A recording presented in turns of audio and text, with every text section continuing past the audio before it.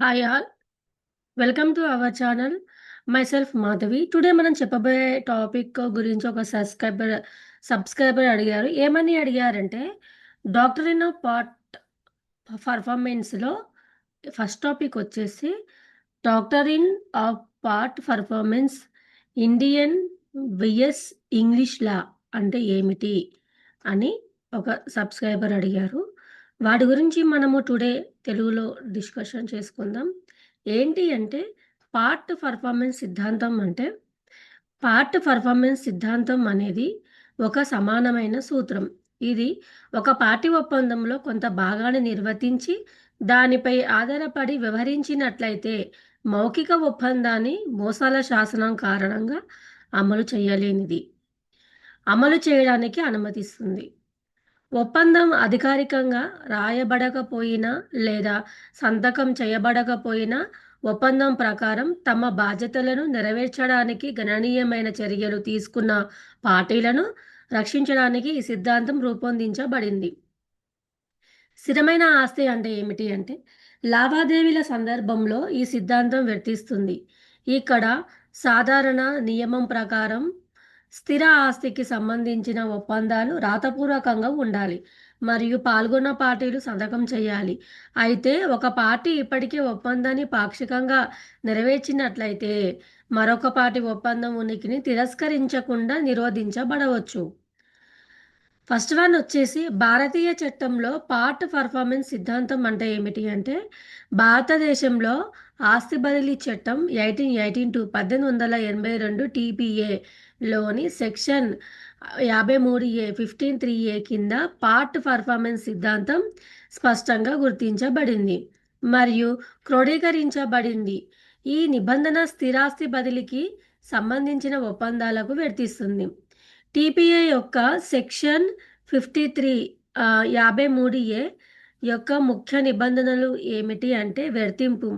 స్థిరాస్తి బదిలీకి సంబంధించిన ఒప్పందం రిజిస్టర్ చేయబడినప్పుడు లేదా రాతపూర్వకంగా కానీ బదిలీ చేయాల్సిన పార్టీ ద్వారా పాక్షికంగా నిర్వహించబడినప్పుడు ఇది వర్తిస్తుంది.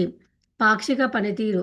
ఈ విభాగం ఒప్పందాన్ని పాక్షికంగా నిర్వర్తించిన వ్యక్తి ఒప్పందం రాతపూర్వకంగా లేనప్పటికీ ఈ కింది షరతులు నెరవేర్చినట్లయితే అమలును కోరడానికి అనుమతిస్తుంది. ఫస్ట్ వన్ స్థిరాస్తి బదిలీకి ఒప్పందం ఉండాలి. స్థిరాస్తి బదిలీకి ఒక ఒప్పందం ఉండాలి. సెకండ్ వన్ ఒప్పందం రిజిస్టర్ చేయబడకూడదు లేదా రాతపూర్వకంగా ఉండాలి. థర్డ్ వన్ బదిలీదారుడు ఆస్తిని బదిలీ చేయాల్సిన వ్యక్తి ఆస్తిని స్వాధీనం చేసుకున్నాడు లేదా ఒప్పందంపై ఆధారపడి ముఖ్యమైన పని చేశాడు. ఫోర్త్ వన్ బదిలీదారుడు ఒప్పందంలో కొంత భాగాన్ని నిర్వర్తిస్తాడు లేదా ఆస్తిపై గణనీయమైన మెరుగుదలలు చేశాడు. ఎస్టోపేల్ బదిలీదారుడు స్వాధీనం చేసుకుని ఒప్పందం ఆధారంగా మెరుగుదలలు చేసిన తర్వాత టీపీఏ యొక్క సెక్షన్ 53A బదిలీదారుడు ఆస్తిని బదిలీ చేయడానికి అంగీకరించిన పార్టీ ఒప్పందాన్ని తిరస్కరించకుండా నిరోధిస్తుంది. భారతీయ చట్ట ప్రకారం ఉదాహరణ ఏ మరియు బి మౌఖిక ఒప్పందంలోకి ప్రవేశించారని అనుకుందాం.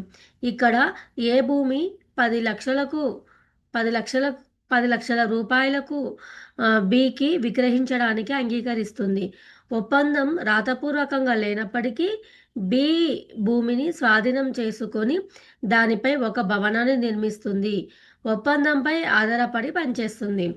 ఆస్తి బదిలీ చట్టంలోని సెక్షన్ 53A ప్రకారం ఏ ఒప్పందం యొక్క ఉనికిని ఇప్పుడు తిరస్కరించలేము.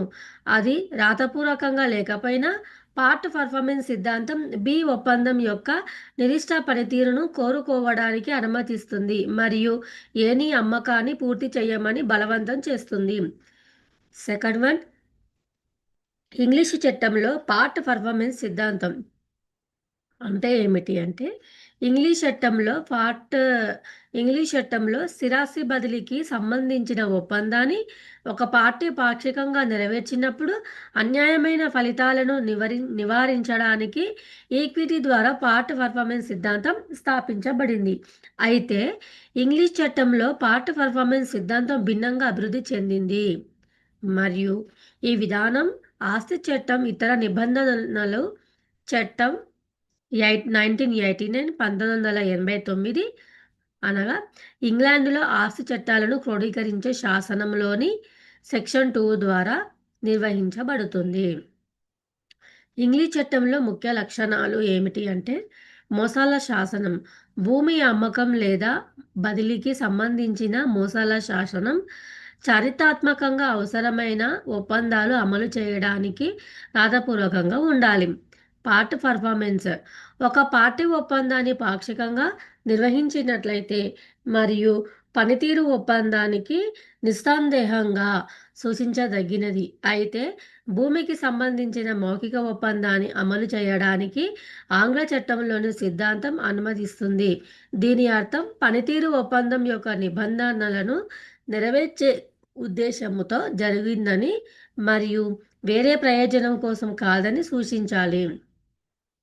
నిర్దిష్ట పనితీరు చర్యలు ఇంగ్లీష్ చట్టంలో పనితీరు ఒప్పందానికి సాక్ష్యంగా బడేంత స్పష్టంగా మరియు స్పష్టంగా ఉండాలి.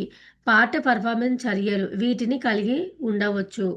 ఫస్ట్ వన్ ఆస్తిని స్వాధీనం చేసుకోవడం, సెకండ్ వన్ కొనుగోలు ధరల్లో కొంత భాగాన్ని చెల్లించడం, థర్డ్ వన్ భూమిపై మెరుగుదలలు.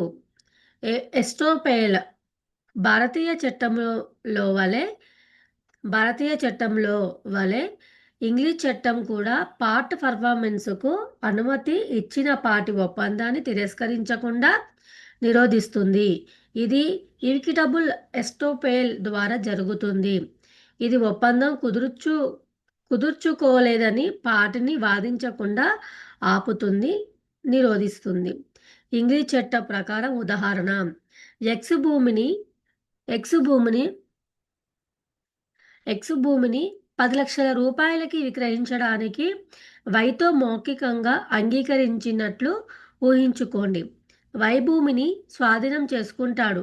పార్ట్ పర్ఫార్మెన్సుగా 20,000 రూపాయలు చెల్లిస్తాడు మరియు భూమిపై ఇల్లు నిర్మించడం ప్రారంభిస్తాడు. ఒప్పందం రాతపూర్వకంగా లేనప్పటికీ అంటే మోసాల శాసనం ప్రకారం వైపార్ట్ పర్ఫార్మెన్స్ సిద్ధాంతం ఆధారంగా ఒప్పందాన్ని అమలు చేయాలని క్లెయిమ్ చేయవచ్చు. స్వాధీన చర్యలు పార్ట్ పెయింట్ మరియు మెరుగుదలలు ఒప్పందం జరిగిందని మరియు ఈక్విటీలో అమలు చేయదగినదని తగినంత ఆధారాలుగా భావిస్తారు. ముఖ్యమైన తేడాలు ఇండియన్ వర్సెస్ ఇంగ్లీష్ లా. కోణం భారతీయ చట్టం సెక్షన్ 53A టీపీఏ ఇంగ్లీష్ లా. కోణం ఒప్పందం మౌఖికంగా ఉండాలి మరియు రాతపూర్వకంగా ఉండకూడదు. మోసాల శాసనాన్ని ఉల్లంఘిస్తూ భారతీయ చట్టం సెక్షన్ 53 టీపీఏ ఏం లేదు, ఇంగ్లీష్ లా ఏం లేదు. కోణం పార్ట్ పర్ఫార్మెన్స్ ఆస్తిని స్వాధీనం చేసుకోవడం లేదా మెరుగుదలలు చేయడం ఉండాలి. భారతీయ చట్టం సెక్షన్ 53A టీపీఏ స్వాధీనం చెల్లింపు లేదా మెరుగుదలలు వంటి ఒప్పందాన్ని నిస్సందేహంగా సూచించే చర్యలను కలిగి ఉండాలి.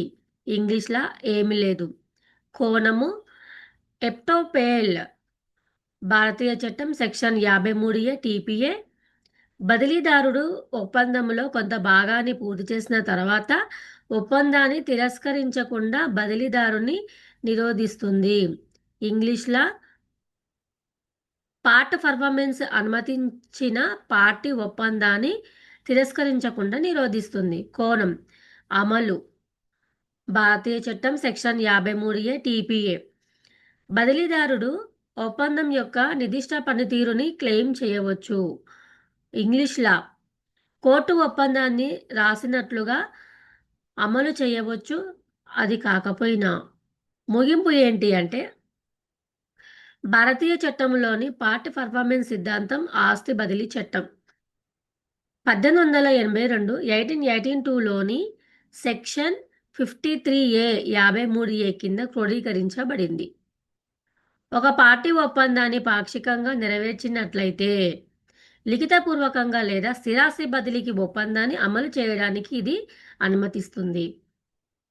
ఇంగ్లీష్ చట్టంలో ఈ సిద్ధాంతం ఈక్విటీ కింద అభివృద్ధి చేయబడింది మరియు ఆస్తి చట్టం ఇతర నిబంధనలు చట్టం 1989 1989లో క్రోడీకరించబడింది. ఒప్పందంపై ఆధారపడటాన్ని సూచించే కొన్ని చర్యల యొక్క పార్టీ పనితీరు ఆధారంగా భూమి కోసం మౌఖిక ఒప్పందాలను అమలు చేయడానికి ఇది అనుమతిస్తుంది. ఒప్పంద మోసాల చట్టం లేదా ఆస్తి బదిలీ చట్టాల ప్రకారం అధికారిక అవసరాలను ఉదాహరణ రచన మరియు నమోదు తీర్చకపోయినా ఒక పార్టీ ఇప్పటికే ఒప్పందంలో తమ భాగాన్ని నిర్వహించడం ప్రారంభించి మంచి విశ్వాసంతో వ్యవహరించిన అన్యాయమైన ఫలితాలను నిరోధించడానికి రెండు చట్ట వ్యవస్థలు ప్రయత్నిస్తాయి. అయితే భారతీయ చట్టం ప్రత్యేకంగా ఆస్తి లావాదేవీలపై దృష్టి పెడుతుంది మరియు చట్టబద్ధమైన నిబంధనల ద్వారా నిర్వహించబడుతుంది. అయితే ఇంగ్లీష్ చట్టం యొక్క సిద్ధాంతం ఈక్విటీ మరియు సాధారణ ఆస్తి చట్టంలో ఎక్కువగా పాతుకుపోయింది. ఐవిఎస్ మీకు ఈ వీడియో నచ్చినట్లయితే like and share and subscribe చేయండి.